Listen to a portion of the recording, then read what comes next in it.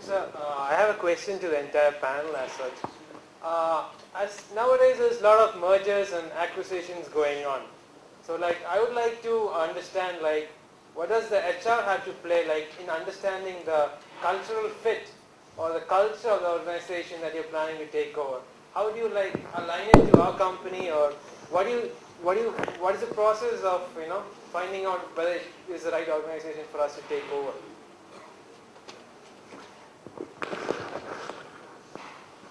That's a very difficult question to answer. You don't look at opportunities and then also look at what we need to acquire. When we are acquiring banks, and we do that almost every 6 months now, we do a lot of due diligence about the business, about the people, about the kind of organizational fit, and the markets we are in, and whether we have expertise in those markets. And that's how we choose the company and look at integration. What's HR role? Right from the stage of due diligence, for example, the Taiwan bank, as I speak, just been acquired 4 weeks ago. The head of HR for Asia is sitting there, and some of the senior people as well. They understand the employee profile, and they have completed the due diligence, and then we are now at a stage where we are driving slowly the process of change, language being the biggest barrier for us. Taiwan speaks Mandarin or Cantonese, whereas we are a British bank. We are present in Northeast Asia, but at the end of the day, there are only that many employees who can drive change speaking the language. HR plays a very critical role in driving that whole change. It's in the center of everything. Because if you don't get the people management right, you can change. You can kiss the business goodbye. Yeah. So there's a question. When you acquired Grindlays, there was a lot of culture change in terms of people, and I even read that the senior most executives were eased out, and then younger people were taken and they replaced them.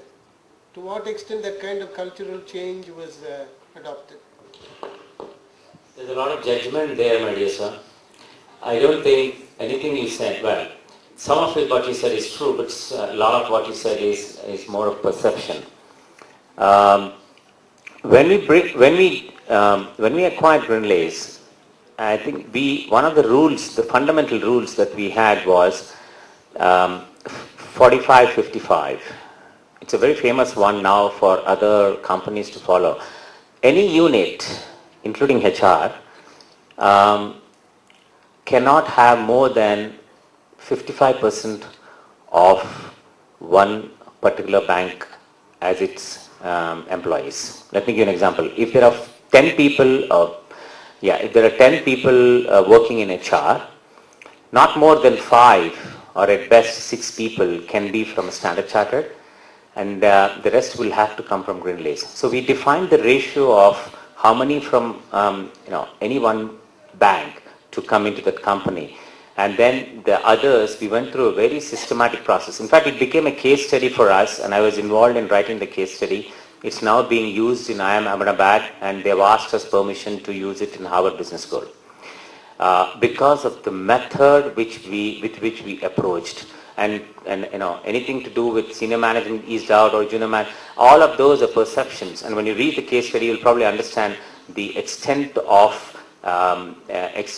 sensitivity which we have used in the way we have driven change, which is why we probably had one of the best. The reason why it's become a case study is because one of the best integrations that any organization has done worldwide. Yeah, and I wouldn't want to go into any more detail.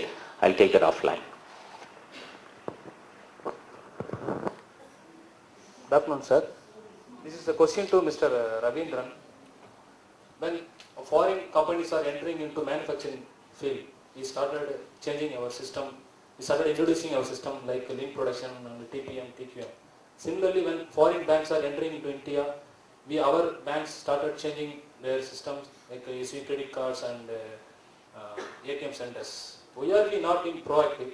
And first question, and what are the steps to be taken for implementing in change management system? As you said in the proactive.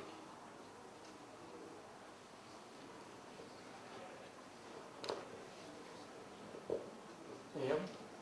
Is it on?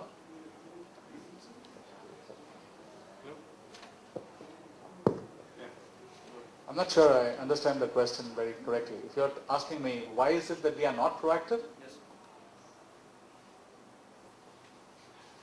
As far as change management is concerned. I think my point was that we need to be proactive. My point is not to get evaluative about what has happened up till now. Why is it we have not been proactive? I wouldn't actually accept that. In a number of situations, even I've been in manufacturing for the first 10 years of my life.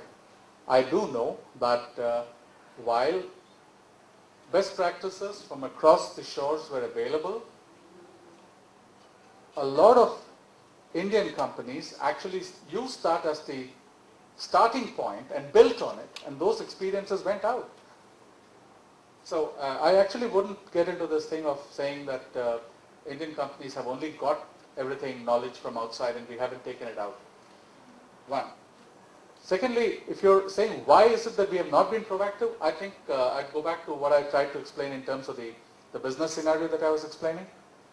The market was such that organizations were working with so-called needs. Markets then moved towards products. Market then moved towards being customer-centric. And what I tried to read from here was how it's becoming consumer-centric in every sphere, not just IT, but even in the manufacturing space. The end user is determining what service or product should be available. My point is, when you look at tomorrow's organization, if we are not proactive, chances are we lose out. That's all. How to get proactive in terms of change management? I thought Chandrasekhar shared a pretty excellent, exhaustive model in terms of 10 steps and how that change management has to be done. But the proactive identification is fraught with high risk. I think I tried to bring that out also. High risk, greater rewards. But on a lighter side, when I joined TISS, before I joined TISS, when I went in for the interview, one of the interview panel actually asked me, I walked in with just answering two questions, believe it or not, Chandrasekhar. One question was, who was awarded the Padma Bhushan? And I'm talking of 1979. I had no clue. And then one kind gentleman, grey-haired gentleman sitting, just said posthumously. I said, who has died recently? I said, Comrade? Oh, good. Apparently it was right. The second question was another gentleman, Bharat Ratna, sorry. The second question was, why did your father join the Air Force? My response was, I think you should ask him. So I really find it very difficult to say why is it that people have not been proactive. My point is just to say that I think businesses need to get proactive in identifying how the trends will happen. Okay?